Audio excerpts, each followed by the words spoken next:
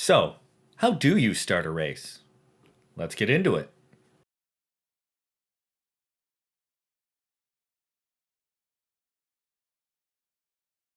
Hello everybody and welcome to Oakman on Racing, where today we are going to talk about how to start a race. How does it work? What are the different versions? And all the details we can get in here. So what is it that you're looking for from a start? Now, obviously, each driver is looking for an advantage. But from the official side, what you're looking for is that it's organized, it's repeatable, and it's safe. At least as safe as any sort of competition can be. The types of starts you're going to find are rolling starts and standing starts. And within the rolling starts, you're going to have an acceleration zone, an acceleration line, and go on green. And I'll explain those a bit later. Most standing start procedures will differ in minor details, but have the same basic structure. That is, all the karts are going to line up in their boxes. Each box, whether it's staggered or side by side, is going to have a specific marking. And whether it's the nose of the kart or if it's the wheels on the line, everybody will have to be in that position. Once everybody is lined up and the officials approve the lineup, the drivers have to sit perfectly still and cannot move until either the light turns off, a light turns on, or somebody waves a flag. Standing starts are usually used in the shifter classes, and in kart starts we use them for the kid karts. They're very reliable, they're very exciting, and they make for interesting starts. Standing starts do qualify for being repeatable. They are organized as everybody has a particular place to be, and they are relatively safe. Drivers are starting from a dead stop. It takes a minute for everybody to get going, and really the danger comes from somebody who doesn't go. If somebody is stuck on the start line who wasn't able to accelerate, maybe they stalled, maybe something broke, doesn't really matter. The risk is that another driver who did go runs into the back of them. Now, when it comes to rolling starts, which is what you see more often than not, there are three basic types. There is the acceleration zone, the acceleration line, and what I like to call go on green. Looking at the mechanics of the starts, we're looking for if a driver is in their lane. So all drivers need to be within the lines. They can be touching the lines, but they can't be over them. That is an instant lane violation penalty. Usually 3 seconds, again, series vary. From there, we're also looking at where the drivers accelerate. And this is where the different kinds of starts come from. If you're using the acceleration zone, the pole sitter gets to choose when to accelerate once they've entered that zone. Off pole cannot accelerate first. If you're using an acceleration line, you will usually have an official standing right on the line watching for when the drivers accelerate. If off pole is even the slightest hint ahead of the pole sitter, it is an instantaneous penalty.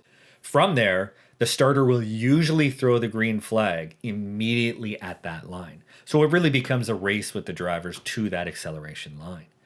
And then we have the go on green. With go on green, it is the starter choosing when to start the race. The drivers need to stay in alignment in their lanes at a reduced speed until the starter chooses when to throw the green. Neither of the drivers get the opportunity to make that choice. It is entirely the starter's decision. And as I note, it is the starter who starts the race. The starter is the one who decides whether or not to throw the green. Of course, the race director has the opportunity to wave off a start if they like. They can also restart a race that they felt wasn't started properly, whatever that reason happens to be. But it is the starter's responsibility in most series, and really you want the race director to be support for the starter. So how are wave-offs judged? Usually, wave-offs are going to be a matter of speed or a matter of alignment. Speed is going to be the number one reason that you get a start waved off, whether the driver is accelerated too early or if the pole sitter just never slowed down to an acceptable pace. You're going to get a wave off every time. If it's an alignment issue, usually all that is going to mean maybe the field was broken up and really stretched out. People at back didn't catch up. Maybe you've got some kind of crash on track. There's a kart sitting there, something like that. The kind of alignment issues that usually don't result in a waved off start is if somebody on the front row has a lane violation or in the situation of a jump start, which we'll get into in a second. If a driver has made a basic violation of the rules, there's no reason to give them a second chance. They have the same number of chances as everybody else in the field, So why would you give them special treatment? Now, what about jump starts? As I've mentioned, lane violation is pretty straightforward. If a driver is out of their lane and the tire is over the line, completely over the line, then that results in the lane violation. But jump start depends on the series you're running. With the acceleration zone, there is one single point that will get you a jump start, and then there's an accumulation of points that will get you. Let me explain. The single point that will get an automatic jump start every time is if the off-pole sitter accelerates first. Remember, it is the pole sitter's privilege to choose when to accelerate. The accumulation of points to get a jump start is a little bit different.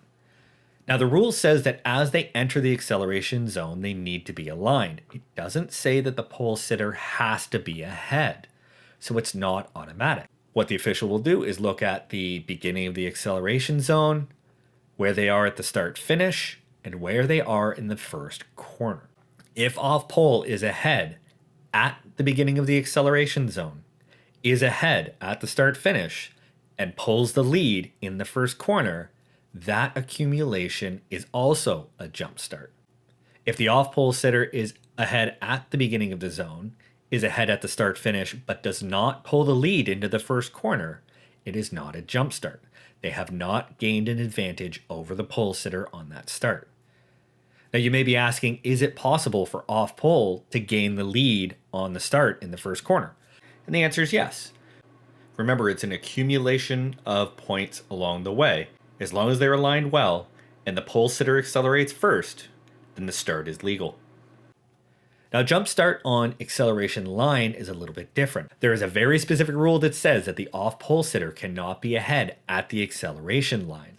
So if the off pole sitter is slightly ahead, even just by a hair, that is an automatic jump start penalty. The other jump start is if they accelerate before the acceleration line. Now, it is often in series that use acceleration lines, if they've accelerated too early, you'll get a wave off. And it will take usually 2 wave offs before a penalty will be applied to the pole sitter or off pole sitter. In those situations, usually you'll see the front row get sent back a row. So the people in third and fourth now get brought forward to pole and off pole, and the people on pole and second get dropped back to third and fourth. It's a punishment saying, hey, you're not starting the race properly, you've lost that privilege, the people behind now get that opportunity.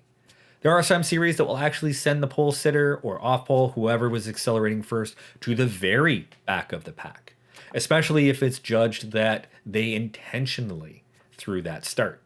But those are much rarer situations. They happen, but not very often. And then we get jump starts for the go on green, where you're going to have a situation where the driver has accelerated before the starter has thrown the green. And again, in situations like this, there's usually a penalty. You might get the first one waved off, maybe the second one waved off, but you might just get a time penalty or they might send you back. So what are the advantages and disadvantages of each one? The advantage of the acceleration zone is that you have nice, slow, controlled starts. It is much less likely that you're going to have lap 1 crashes because you can keep the speed down. The pole sitter and the off pole sitter aren't fighting to see who's going to accelerate first. We already know who's going to accelerate first. It's the pole sitter. And the pole sitter has the opportunity to use 25 meters of racetrack to choose when to go. So you give them strategy, you give them opportunity, and you keep them calmer. The disadvantage of the acceleration zone is that it is much more difficult for the off-pole sitter and outside line to maintain position, or even gain position. Now, because the off-pole sitter is under so much more pressure, at least in kart sport, we offer the opportunity of a jump start flag. That is, we will show the driver who did the jump start, always going to be the outside pole sitter, that we feel they jumped the start, and they have 1 lap to safely give back 1 position to give up the advantage they gained on that jump start. As long as they give it back within that lap, the 3-second jump start penalty is waived and they're allowed to continue on their race and, have a good race. If we feel that the driver intentionally jumped the start on the outside pole, well, we don't give them the opportunity for the jump start to be waived, or we simply increase the penalty. Now, for the acceleration line, the strength is that everybody knows where the start is going to happen. It's going to be on that line. Nobody is going to wait any further than that line to happen. The disadvantage, of course, is that everybody is racing to get to that line. Off pole wants to try and get a bit of a run so that they can get down into that first corner with the lead, whereas the pole sitter is also trying to make sure that they don't get a run on them so that they're able to go into the first corner with the lead. So you have a constant jockeying for position, and drivers always accelerate too early. It becomes really difficult to get slow starts.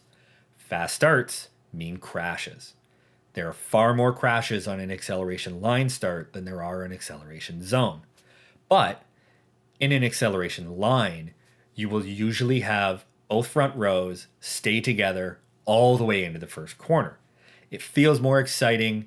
The off-pole setter has a much better chance of gaining the lead, or at least maintaining position going through the first couple of corners.